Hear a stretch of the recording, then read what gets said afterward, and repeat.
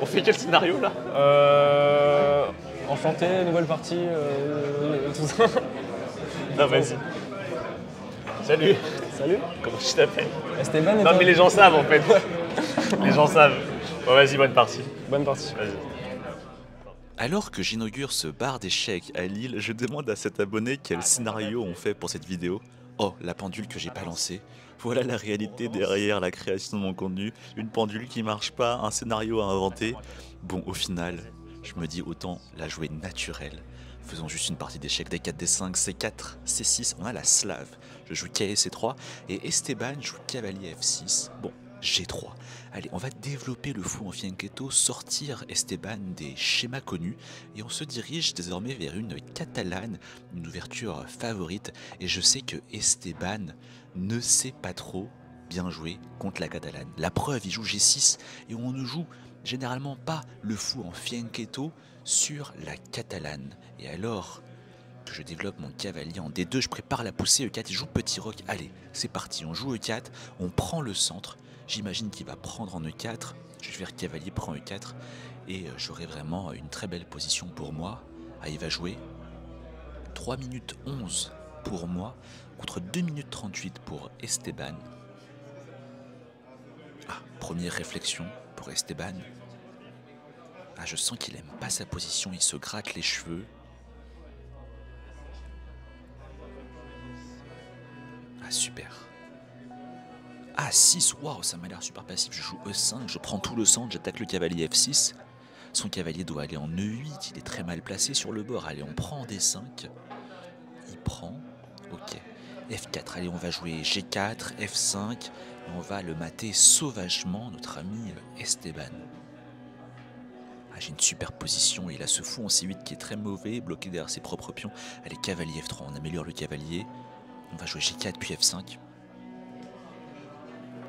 Ok, je pense que je vais jouer fou E3, jouer roi H1. Qu'est-ce qu'il fait? B5. Ok, ça change pas grand chose. Allez, G4. On prépare la poussée F5.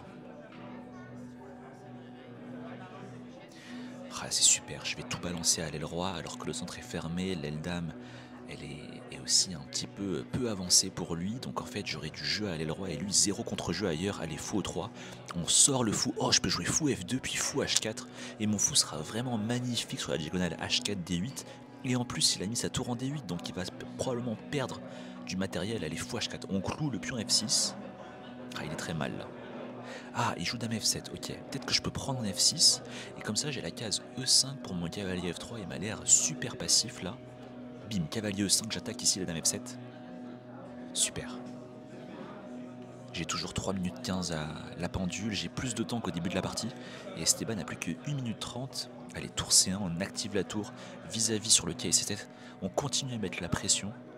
Il faut vraiment pas le laisser respirer. Qu'est-ce qu'il va faire? Un cavalier E8. Ah, c'est vraiment un bon coup. Il veut cavalier D6.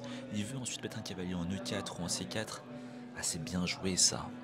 Ok, allez, fou G5. Peut-être que je peux jouer ensuite dame E1, dame H4 pour accentuer la pression sur le cavalier F6 qui est cloué. Ah, il joue bien, cavalier D6.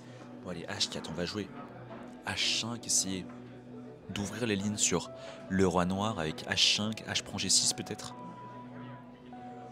Qu'est-ce qu'il veut? B4. Ok, cavalier A4. Je pense que j'ai cavalier C5 qui arrive. Ah, mais sur cavalier E4, peut-être que je peux prendre en E4. Ah, je suis pas sûr. Peut-être jouer cavalier C5 aussi pour menacer le cavalier E4. Et s'il prend mon fou en G5, j'ai F prend G5, je gagne une pièce. Parce que le cavalier F6 est cloué. La tour F1 qui attaque dame F8. Ah, il est pas bien là. Oh, il prend G5, mais il y a F prend G5. Le cavalier peut plus bouger.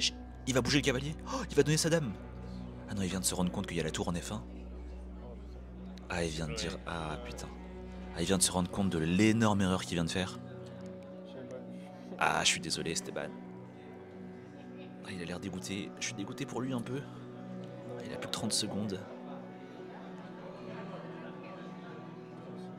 Ah, je sens qu'il est totalement en train de tanker là. Et qu'il regrette son erreur passée. Dame D6, ok, je mange en F6, j'ai une pièce de plus. Allez, F7, on va mater ce roi sauvagement. F7 il va aller en H8 j'ai l'impression, et après je ramène madame en F3, je vais m'infiltrer en F6, je vais le mater là. F7 qu'est-ce qu'il fait? Roi G7, ok dame F3, on va menacer dame F6, et chez Kemat potentiellement bientôt. Qu'est-ce qu'il fait? 10 secondes pour Esteban, 7, 6, ah il va jouer, fou E7. Ah, j'ai l'impression que je peux faire F8 dame peut-être. Ah je suis pas sûr. Peut-être H5 juste pour ouvrir davantage les lignes sur son roi. Peut-être H prend G6 ou H6 même. Pour attaquer le roi. Ok il va en H8. Comment continuer? Ah, c'est pas évident. Peut-être qu'il prend G6. Peut-être dame F4. Allez KD D3. On va menacer de s'infiltrer en C6. Tour C6. Oh dame D7 il donne la dame. KD prend D7. Oh quelle erreur. Bien joué.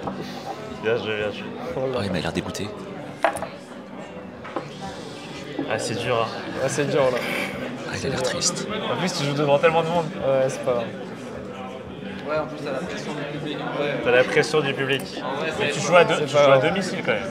Ouais, c'est vrai. C'est vrai. Paris, Ah, j'essaie de remonter le moral mais non, il a bien l'air joué. triste. Je laisse un meilleur joueur peut-être. Ah je suis désolé Ouais, Esteban. vas-y.